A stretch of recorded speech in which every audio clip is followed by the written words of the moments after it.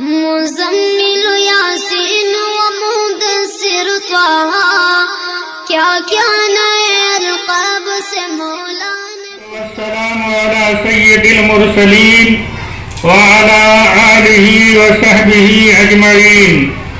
اما بعد قال اللہ تبارک وتعالی فی القرآن المجید اعوذ باللہ من الشیطان الرجیم.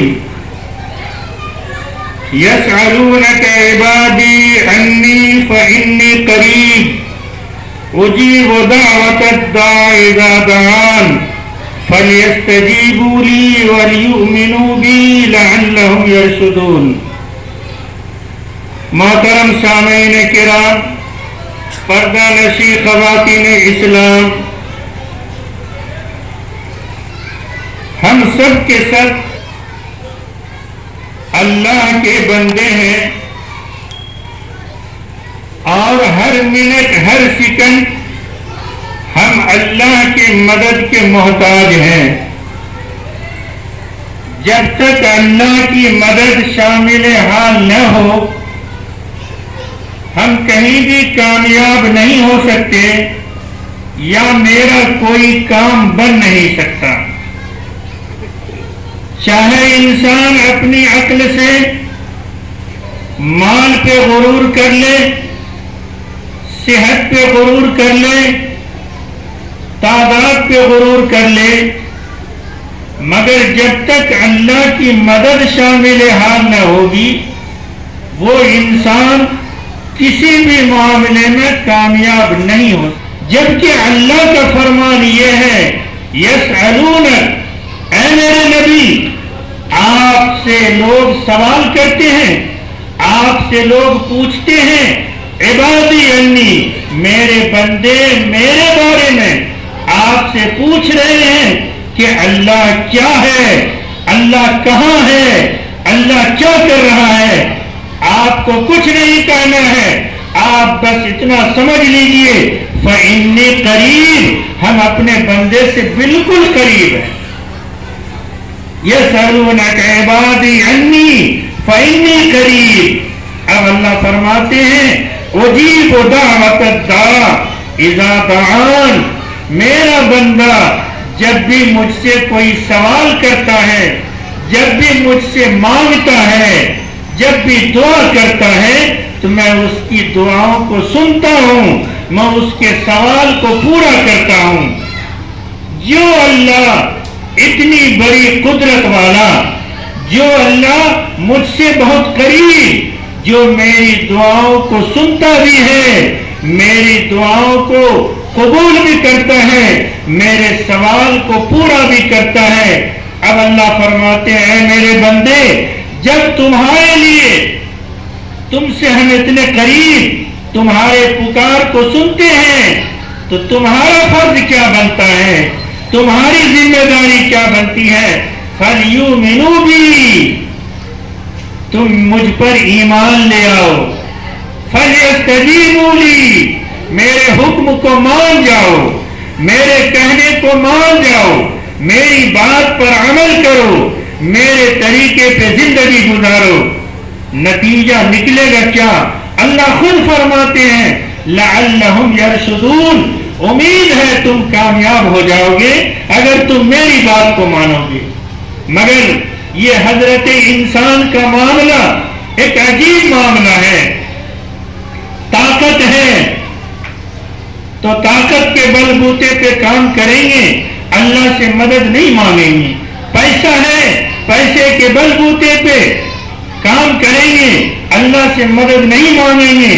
تعداد ہے، اس کے بل بوتے پہ عمل کریں گے، اللہ سے نہیں مانگیں گے.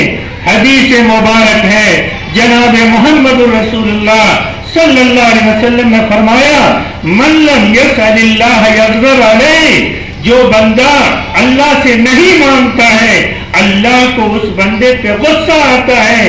کیا ہو گیا میرے بندے کو، دیں گے ہم، سنیں گے ہم، پورا کریں گے ہم، اور میرا بندہ دنیا سے مانگ رہا ہے، دنیا پہ بھروسہ کر رہا ہے.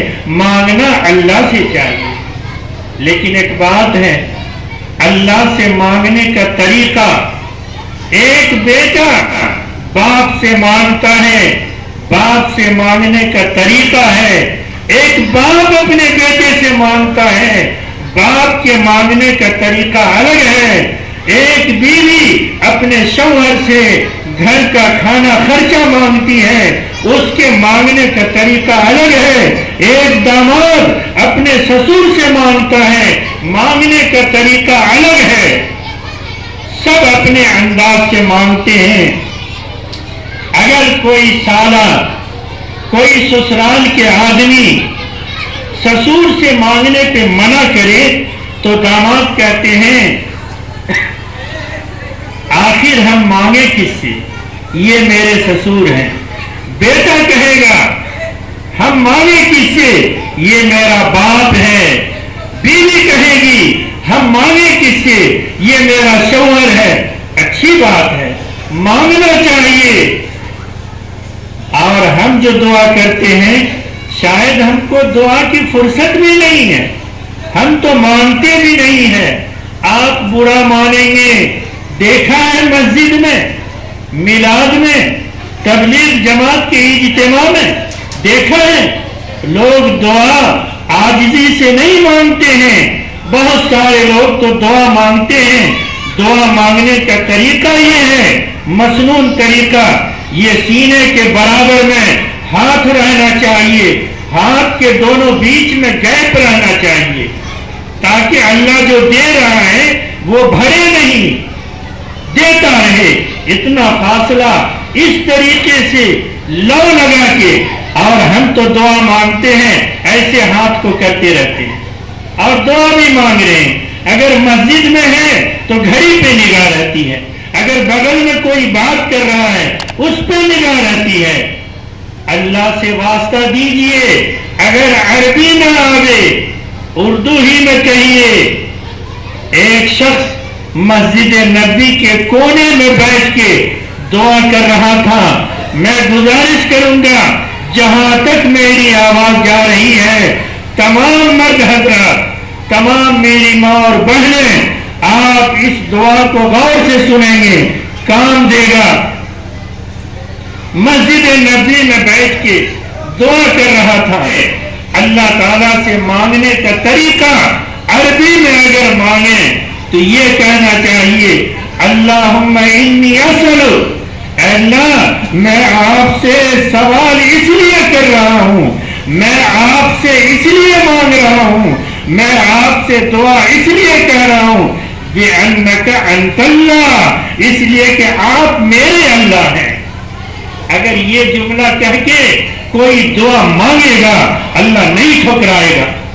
مسجد نبی میں بیٹھا ہوا ہے اور وہ دعا کر رہا ہے اللہم انی اسألک، اے اللہ میں آپ سے اس لیے سوال کر رہا ہوں کہ آپ غیر نہیں ہیں، آپ پرائے نہیں ہیں، ہم آپ کے دشمن نہیں ہیں۔ بِأَنَّكَ أَنْتَ اللَّهُ، اے اللہ آپ میرے اللہ ہیں، اس لیے بندہ ہونے کے ناطے میں آپ سے سوال کر رہا ہوں۔ ہمارے نبی صلی اللہ علیہ وسلم نے جب اس دیہاتی کے اس دعا کو سنا تو اللہ کے نبی نے فرمایا کہ اس جملہ کے کہنے کے بعد یہ شخص اللہ سے جو مانگے گا اللہ اس کے مانگ کو پورا کرے گا۔ اگر اردو میں کریں تو یہی کہنا ہے یا اللہ ہم آپ سے تو اس لیے مانگ رہے ہیں کہ آپ میرے اللہ ہیں، ہم آپ کے بندے ہیں، ہم مانگے کس سے، ہم آپ کے ہیں، آپ میرے ہیں۔ دعا کا یہ اصول ہے، مگر ایک بات خیال کیجئے، ایک بات دھیان میں رکھیے، دعا ایسے قبول نہیں ہو جاتی، دعا ایسے مانگنے سے ٹپک نہیں جاتی۔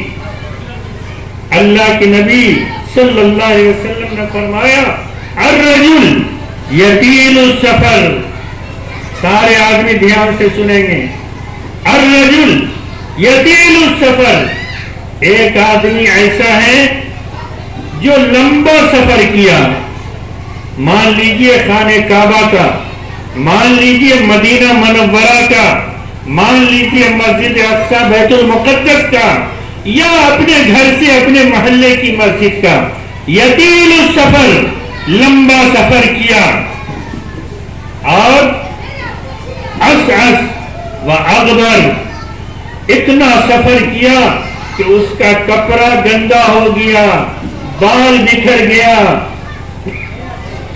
داڑھی بکھر گئی، بالکل بالا قسم کا، اور وہ اللہ سے دعا کر رہا ہے یا اللہ یہ دیجئے، یا اللہ روزی دیجئے، یا اللہ اولاد دیجئے، یا اللہ مکان دیجئے، یا رب رٹ لگا رہا ہے، لمبا سفر بھی کیا ہے، مگر میرے آقا حضرت محمد مصطفیٰ صلی اللہ علیہ وسلم نے فرمایا، کیا فرمایا؟ وَمَلْبَسُهُ حَرَامٌ وَمَطْعَمُهُ حَرَامٌ وَمَشْرَبُهُ حَرَامٌ۔ لمبا سفر تو کیا، یا رب رٹ بھی لگا رہا ہے، مگر اس کا لباس حرام، اس کا کھانا حرام، اس کا پینا حرام۔ اللہ کے نبی نے فرمایا ایسے شخص کی دعا کہاں قبول ہو سکتی ہے؟ دعا کی قبولیت کے لیے حلال لقمہ شرط ہے، شرط ہے۔ آپ کے لیے خود اپنے نسل میں اچھی اولاد کے لیے ہمارے بزرگوں نے ایک اچھی بات کہی ہے، انہوں نے کہا ہے کہ حرام کھانے سے، حرام نگلنے سے، حرام لقمہ سے، حرام روزی سے، حرام کمائی سے یہ شکل تو نہیں بگڑتی ہے مگر نسل بگڑ جاتی ہے۔ سمجھ رہے ہیں میری بات کو؟ چوری کا مال، بےایمانی کا مال، ڈاکے کا مال، سود کا مال، ٹھگ کا مال، بےایمانی کا مال کھانے سے یہ شکل تو نہیں بدلے گی مگر میری نسل بدل جائے گی۔ اگر ہم چاہتے ہیں کہ میرے نسل میں، میرے خاندان میں نیک اولاد ہو، اس کے لیے میرے لیے ضروری ہے کہ حلال کمائی بھی ہو، حلال لقمہ بھی ہو۔ اللہ رحم کرے، نحوست اتنی بڑی، کتنی بڑی نحوست، کتنی بڑی نحوست۔ ایک شخص، یہ اگست کا مہینہ ہے، اگست کا مہینہ ہے، 1 اگست سے نماز بھی شروع کیا، روزہ رکھا، تلاوت کیا، صدقہ کیا، تسبیح پڑھا، بہت سارے نیک کام کیے۔ 1 اگست سے کب تک؟ 9 ستمبر تک 40 دن خوب عبادت کیا۔ 40ویں دن ایک لقمہ حرام کا کھا لیا، چاہے وہ بےایمانی کا ہو، چاہے وہ چوری کا ہو، چاہے ٹھگنے کا ہو، چاہے سود کا ہو، چاہے جس قسم کا ہو، حرام لقمہ 40ویں دن کھا لیا۔